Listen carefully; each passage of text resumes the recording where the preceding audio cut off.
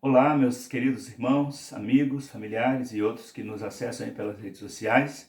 Esse é um domingo especial, o domingo que os cristãos celebram a Páscoa, mas nós, membros das igrejas batistas, celebramos a Páscoa todos os meses, quando nos recordamos da morte e da ressurreição de Cristo através da ceia do Senhor. É verdade que nesse mês de março ficamos impossibilitados de celebrá-la, provavelmente em abril também não, porque ainda estaremos obedecendo à quarentena. E eu quero compartilhar ainda com vocês sobre evangelizar aqueles que estão ao nosso alcance.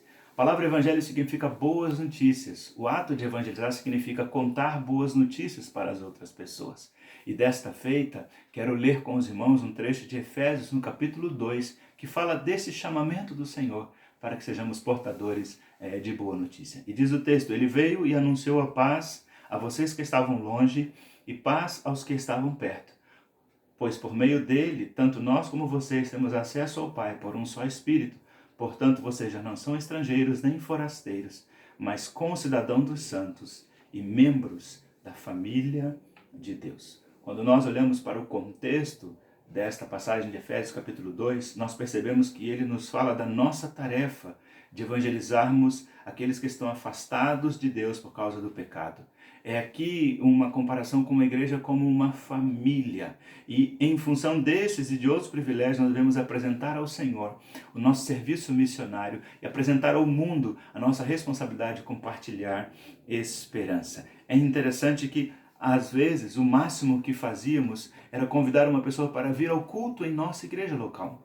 Agora, nem isso nós não estamos podendo fazer, mas podemos convidar as pessoas para virem a Cristo, para crerem em Cristo, aquele que viveu aqui nesse mundo, morreu pelos nossos pecados, foi sepultado, ao terceiro dia ressuscitou, retornou aos céus e um dia voltará para buscar a sua igreja local. O que eu aprendo a respeito dessa dinâmica do texto que compara a igreja a uma família? É interessante que, se nós nos aproximamos de Deus, foi porque passamos por meio da cruz. A obra de Cristo na cruz nos trouxe para a comunhão com Deus, já que por causa do pecado estávamos afastados dele.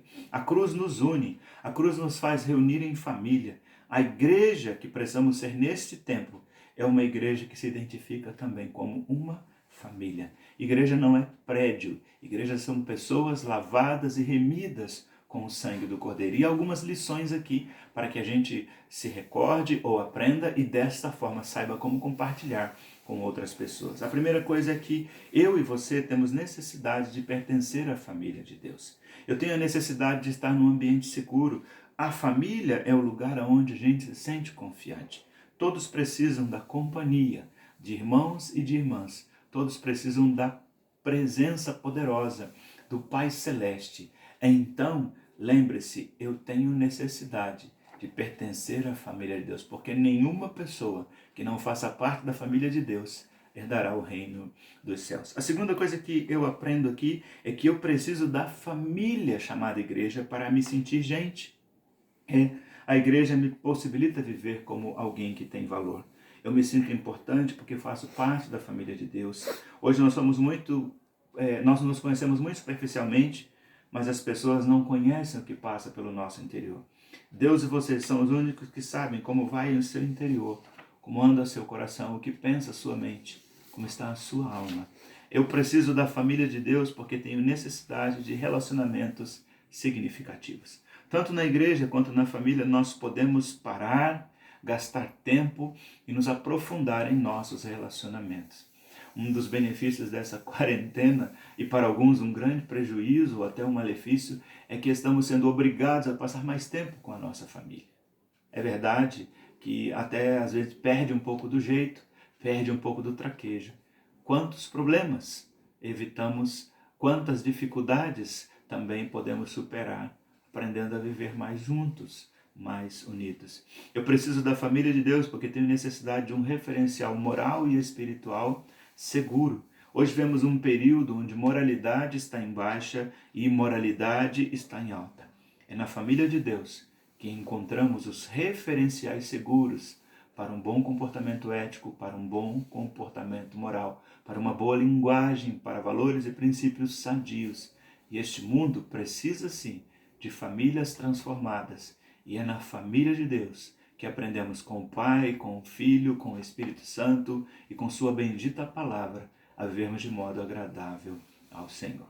O texto também nos fala dos privilégios que temos por pertencermos à família de Deus. Privilégios esses que ainda não são desfrutados por aqueles que estão fora, que estão longe, que não fazem parte da família de Deus. O primeiro privilégio é de que pertencer à família de Deus comprova que de fato eu sou um crente. Isto é, que eu ando segundo os valores da Bíblia, que eu dou testemunho real da graça de Deus em minha vida. Todas as pessoas que se dizem crentes têm de pertencer a uma igreja. Esse negócio da nossa geração, do chamado sem igreja, dos crentes da internet, meus irmãos, me perdoem, nem me cobrem, não vamos celebrar ceia virtual, não vai haver batismo virtual, porque essas coisas só se fazem na reunião da igreja. Eu não vou fazer e espero que ninguém me cobre ceia virtual, porque eu quero ter o prazer de quando nos reunirmos, possivelmente, não sei quando vai ser, nós vamos celebrar as coisas que fazem parte da família de crentes que é a igreja local. É interessante que o crente que não pertence a uma igreja, é comparado a um juiz, um árbitro de futebol sem apito. É comparado a um noivo que não conhece a noiva, a um mecânico que não tem carro para consertar. De que vale ter apenas um nome e não exercer uma função? Outro privilégio que eu tenho por pertencer à família de Deus é que ali, ou aqui, ou juntos como uma família, nós recebemos encorajamento dos nossos irmãos. Em Hebreus, no capítulo 10, nós lemos nos versos 25 e 26. Não deixemos de reunir-nos como igreja, segundo o costume de alguns, mas procuremos encorajar-nos uns aos outros, ainda mais quando vocês veem que se aproxima o dia. Se continuarmos a pecar deliberadamente depois que recebermos o conhecimento da verdade, já não resta sacrifício pelos pecados. Você pode até sair dos cultos com os mesmos problemas, mas pode sair dali encorajado para como enfrentar. Não há outra reunião mais importante do que o culto, do que a celebração da igreja. E como estamos sentindo falta? Como estamos sentindo falta? Mas em breve cremos que vamos retomar também os nossos cultos públicos. Outra coisa que aprendemos com esta passagem bíblica é que a igreja, como família, e a própria família, são lugares onde Deus nos encoraja. A igreja é o privilégio, é onde frequento, onde me reúno, me dá o privilégio de ser útil. Aqui na família chamada igreja, todos nós temos nosso papel, nossa importância. Temos na igreja local, irmãos, a oportunidade de sermos instrumentos para abençoar outras pessoas. É interessante que a igreja local é onde eu e você podemos, de fato, sermos reconhecidos. Sociedade moderna, ela é frágil nos compromissos. Cada crente precisa estar comprometido com sua igreja local. O sustento financeiro, nesse tempo, por exemplo, estamos enfrentando muitas dificuldades. Mas você e eu, à medida que o Senhor tem nos abençoado, deve contribuir para a glória do Senhor e para que a obra avance. Eu tenho um compromisso de ser leal à obra da igreja, à obra de Deus através da igreja, ao ministério dessa igreja nesse lugar. Meu compromisso como crente com a igreja local deve ser de lealdade.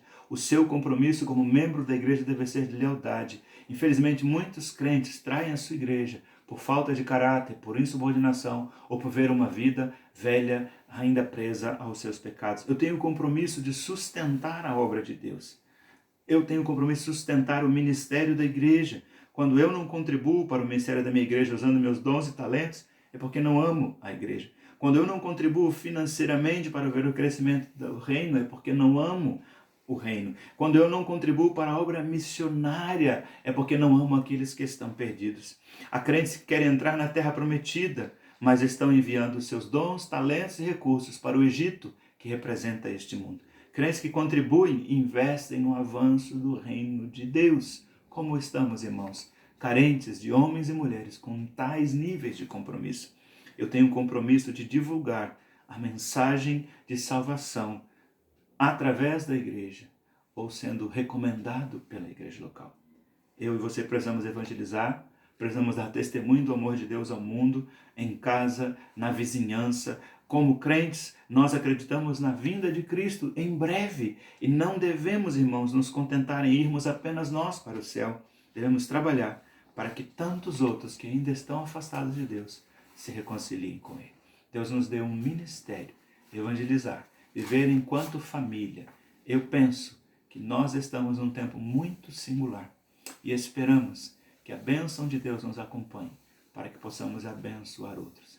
Esse é um tempo que estamos revendo tudo o que somos e o que fazemos, porque também não rever nosso compromisso com a evangelização dos perdidos. Que Jesus nos abençoe, que tendo esta semana pela frente cheia de lutas, também você possa experimentar vitória e compartilhar esperança para quem está perdido.